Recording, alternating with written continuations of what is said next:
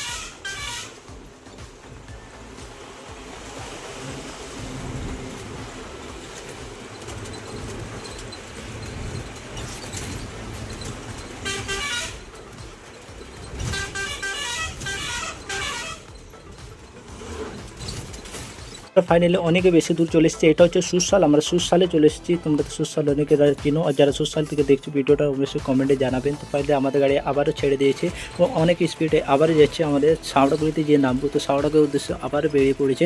তো দেখো আরও মজা নাও ভিডিওটা।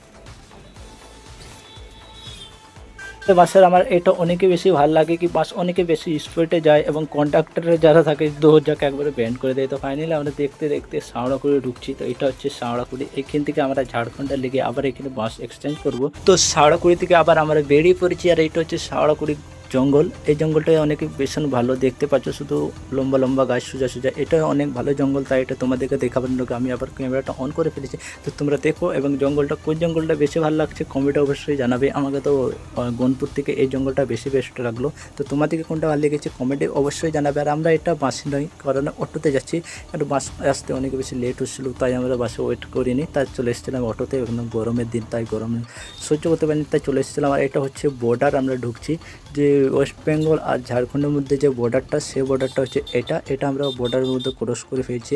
এটা হচ্ছে দেখো পুলিশ ক্যাম্প, এই পাশে দুপাশে পুলিশ ক্যাম্প আছে ওয়েস্ট বেঙ্গল আর ঝাড়খণ্ডের। এটাই হচ্ছে বর্ডার। আর বর্ডার পেরিয়ে আমাদের রানেশ্বর বাজারতে, সেই রানেশ্বর বাজারও আমরা এসে গেছি। এটা তোমরা দেখতে পাচ্ছ রানেশ্বর বাজার। আমরা বর্ডার থেকে মানে বেশি দূর নয়, 5 কিলোমিটার দূর হচ্ছে রানেশ্বর বাজার। আমরা এখানে বাজার করতে আসি এবং আমাদের বাড়ি এখানে আশেপাশে আছি আমরা।